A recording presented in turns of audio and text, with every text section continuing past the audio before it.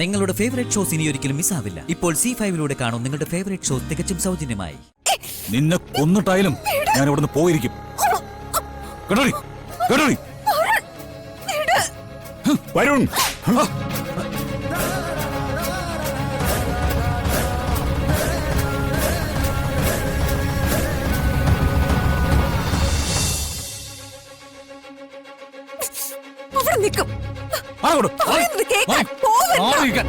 അച്ഛാ, അമ്മേ, ആ, നിങ്ങൾ എല്ലാരും കൂടി ഇവിടെ സഭ കൂടി ഇരിക്കുകയാണോ? അകത്ത് മോനും മരുമോളും കൂടെ ആടി നടക്കുക. അവരുടെ ദാമ്പത്യം എന്താണെന്ന് അറിയാൻ ടൂറ് പോയി. അവിടെ വെച്ച് അവര് രണ്ടുപേരും നമ്മൾ നല്ല ഭംഗിയായിട്ട് പറ്റിച്ചു. ഞാൻ പറഞ്ഞ യാഥാർത്ഥ്യം എന്താണെന്ന് അറിയണമെങ്കിലേ നിങ്ങൾ എന്റെ കൂടെ വാ, കാണിച്ചു തരാം ഞാൻ. വാ വാ വാ. നിന്നോടല്ലേ മാറാൻ പറഞ്ഞ? അവിടെ നിൽക്കും. വാ.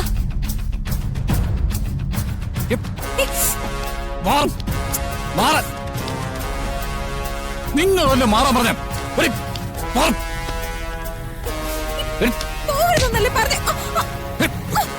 എന്റെ സ്വാതന്ത്ര്യത്തിൽ കയറി ഇടപെടാൻ ശ്രമിച്ചോണ്ടല്ലോ, നിന്നെ കൊന്നിട്ടായാലും ഞാൻ ഇവിടുന്ന് പോയിരിക്കും.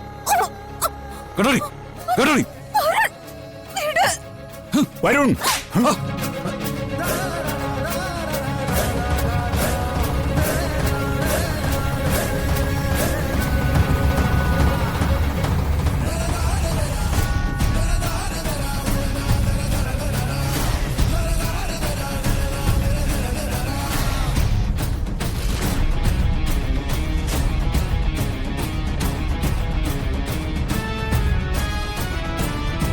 ഇതാണോ ഞാനും നിന്റെ അമ്മയും നിന്നെ പഠിപ്പിച്ചത്?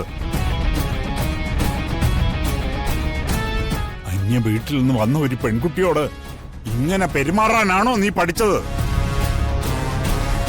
അച്ഛൻ കാര്യം അറിയാതെ ഇതിനിടെ കയറരുത്. വേണ്ട, ഇനി നീ പറയുന്നതൊന്നും ഞങ്ങൾക്ക് കേൾക്കണ്ട. വിവാഹം കഴിഞ്ഞ ദിവസം മുതൽ നീ ദ്രോഹിക്കാൻ തുടങ്ങിയതാണ് ഈ പാവം പെൺകുട്ടിയെ. ഭ്രാന്താണോടാ നിനക്ക്? എന്താ നീ കാണിച്ചു കൂട്ടുന്നേ? ഇവള് തിരിച്ചുപോയി ഇവളുടെ വീട്ടുകാരോട് ഇവിടെ നടക്കുന്നതൊക്കെ പറഞ്ഞ ഒരു പരാതി എഴുതി എവിടെയെങ്കിലും കൊണ്ടുപോയി കൊടുത്ത ഈ കുടുംബം മുഴുവൻ ഏതെങ്കിലും ഉദ്യോഗസ്ഥന്റെ മുമ്പിൽ ചെന്ന് നിക്കണ്ടേ? അവനോട് മാത്രമല്ലമ്മേ, അവരോട് രണ്ടുപേരോടും കൂടിയാ ചോദിക്കേണ്ടത്. ടൂർ പോയ സ്ഥലത്ത് വെച്ച് രണ്ടുപേരും കൂടിയാണല്ലോ നമ്മളെ പറ്റിച്ചത്. അച്ഛാ, എന്റെ അസൂയ കൊണ്ട് പറയുന്നൊന്നും അല്ല. ഇവർക്കിടയിലെ എന്തോ രഹസ്യമുണ്ട്.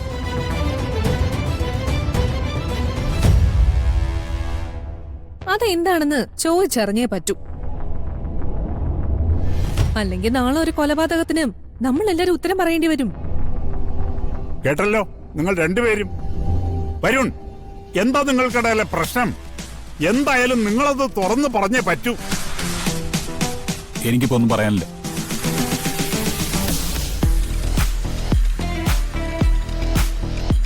പറയാനുള്ളത് അധികം വൈകുകയില്ല.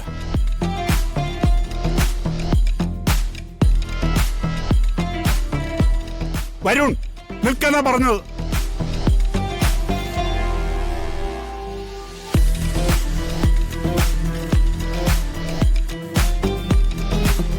എന്താ മോളെ കാര്യം?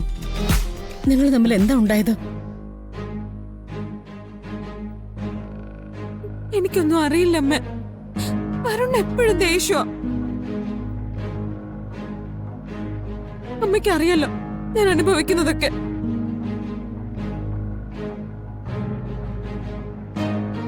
ഒന്നും ആരെ അറിയിക്കരുതെന്നാ ഞാൻ ആഗ്രഹിച്ച്. അതിനുവേണ്ടി ഏട്ടത്തി പറയുന്നത് പോലെ മറ്റുള്ളവരുടെ മുന്നിൽ ഞാൻ അഭിനയിച്ചു.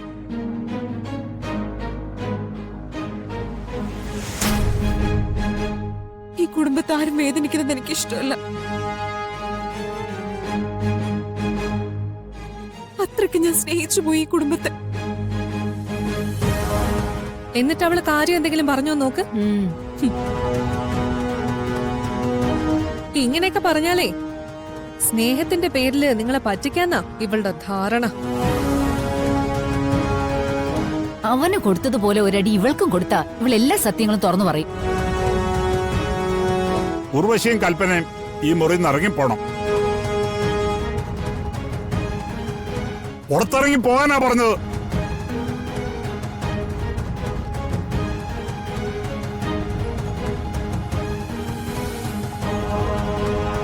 മോളെ, ക്ഷമ ചോദിക്കുന്നതിൽ അർത്ഥമില്ല. നീ സഹിക്കുന്ന വേദനയുടെ ആഴം ഞങ്ങൾക്കറിയാം. പക്ഷേ അച്ഛൻ നിനക്ക് വാക്ക് തരുന്നു, ഈ പ്രശ്നം അച്ഛൻ പരിഹരിച്ചിരിക്കും. ഇനി അധികം കരയാൻ നിന്നെ അച്ഛൻ സമ്മതിക്കില്ല. അച്ഛാ,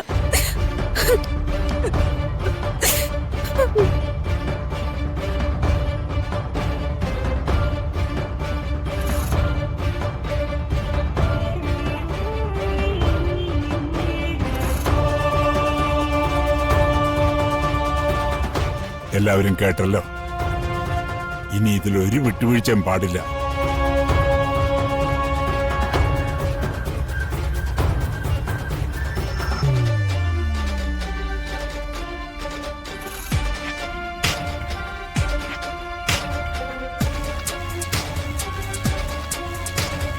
ഇപ്പൊ തന്നെ അതങ്ങ് തീർന്നാ മതിയായിരുന്നു. രണ്ടും കൂടി ഒന്ന് പിരിഞ്ഞിരുന്നെങ്കി. പേടിക്കണ്ട ചെറിയമ്മേ, എല്ലാവരുടെ മനസ്സിന് ഒരു ചൂട് തട്ടിയിട്ടുണ്ട്. കുറച്ച് കഴിയുമ്പോ അത് പൊള്ളാൻ തുടങ്ങും. പിടിച്ചു നിൽക്കാൻ പറ്റാണ്ടാവും. ഇനി നമ്മൾ പോലും ഇടപെടാതെ കണിമംഗലം നിന്ന് കത്തിക്കോളും.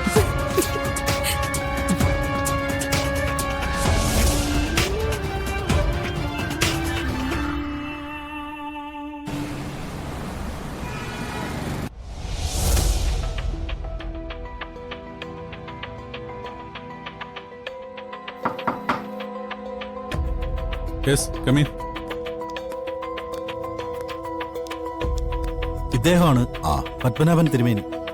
നമസ്കാരം. ഇരിക്കൂ. ജിത്തു പറഞ്ഞോ. ഇല്ല, ഞാനൊന്നും പറഞ്ഞിട്ടില്ല. തിരുമേനിയെ കുറിച്ച് ഞാൻ ഒരുപാട് കേട്ടിട്ടുണ്ട്. ഞാനും താങ്കളെക്കുറിച്ച് ഒരുപാട് കേട്ടിട്ടുണ്ട്. സിനിമ കാണലൊന്നും അങ്ങനെ ഇല്ല, പക്ഷെ എവിടെയൊക്കെയോ മിന്നിമറഞ്ഞ് കണ്ടിട്ടുണ്ട്. നാളെ ശ്രീകൃഷ്ണപുരം ക്ഷേത്രത്തില് ദേവപ്രശ്നത്തിന് പോകുന്നത് തിരുമേനിയല്ലേ?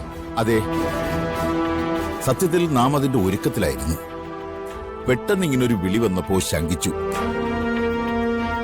പിന്നെ ഇയാൾ വന്ന് കാത്തു നിന്നതുകൊണ്ട് കൂടെ പോരാതിരിക്കാനും പറ്റിയില്ല. എന്താ കാര്യം? ദേവപ്രശ്നം പരിഗണിക്കുമ്പോഴേ ക്ഷേത്രത്തിൽ നടന്ന എല്ലാ കാര്യങ്ങളും നോക്കില്ലേ? ഐ മീൻ, ഏതെങ്കിലും വിധത്തിൽ ദേവനെ അപകീർത്തിപ്പെടുത്തുകയോ ദോഷപ്പെടുത്തുകയോ ചെയ്താൽ അതെല്ലാം പരിഗണിക്കും. അതിനെല്ലാം പ്രായച്ചിത്തങ്ങൾ ചെയ്യിക്കുകയും ചെയ്യും. അതുവിട്, നമ്മൾ തമ്മിൽ കണ്ടതിന്റെ കാര്യം പറയും. അങ്ങേക്ക് എന്തെങ്കിലും പൂജകൾ നടത്താനോ സമയം നോക്കാനോ മറ്റോ? അതൊക്കെ എനിക്ക് വേണ്ടതാണ്.